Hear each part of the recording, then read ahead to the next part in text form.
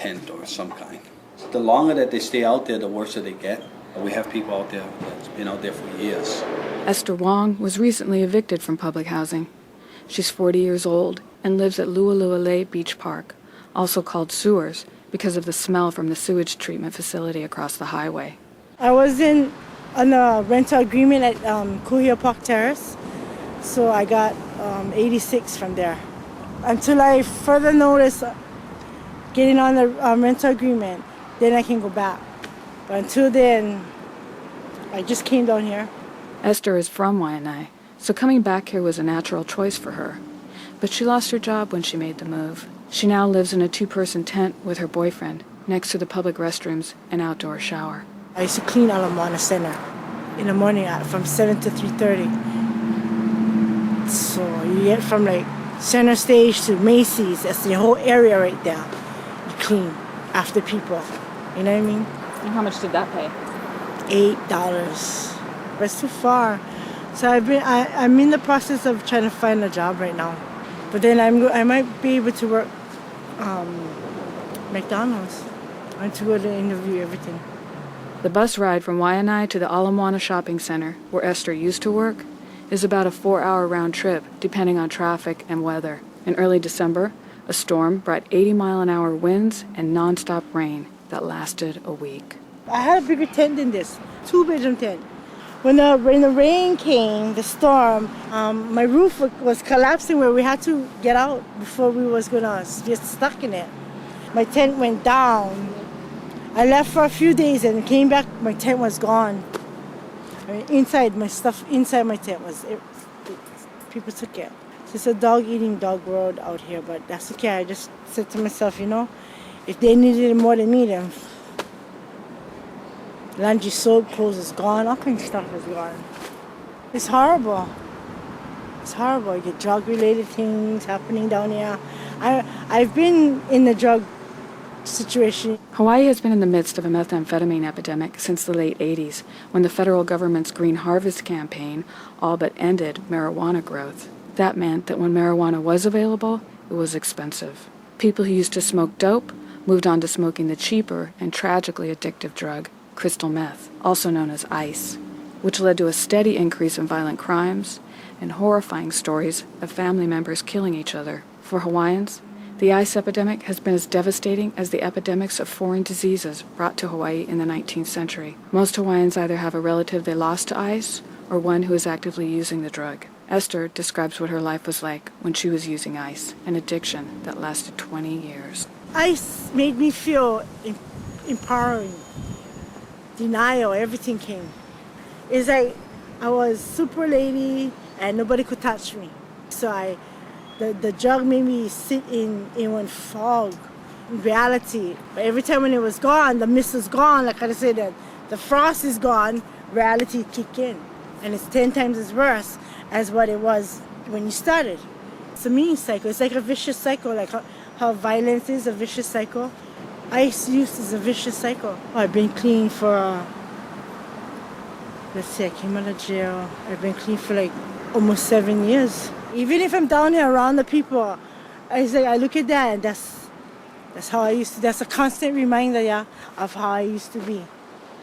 The number of ice addicts living on the beaches is unknown, but it's a constant factor in the lives of everyone in Waianae because of the high concentration of Hawaiians and poverty. In Esther's case, it cost her children and 4 years in prison. I have 6 kids, but they live with my mom. 2 live out, so there's 4 at the home. So it's 17, 15, 14, and 13. It's not like I don't see my kids at all.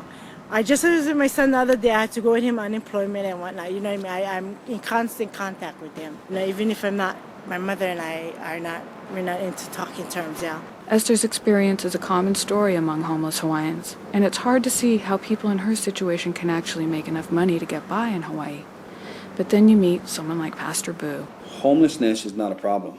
It's an opportunity for our community and even the people that's within the churches to step up and to assist.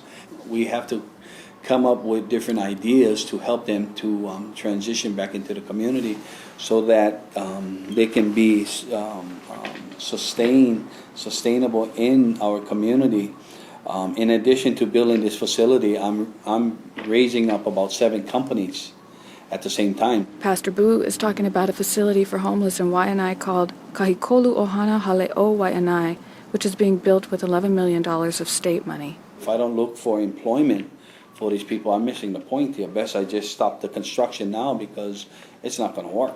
He then goes on to list the businesses he is in the process of setting up.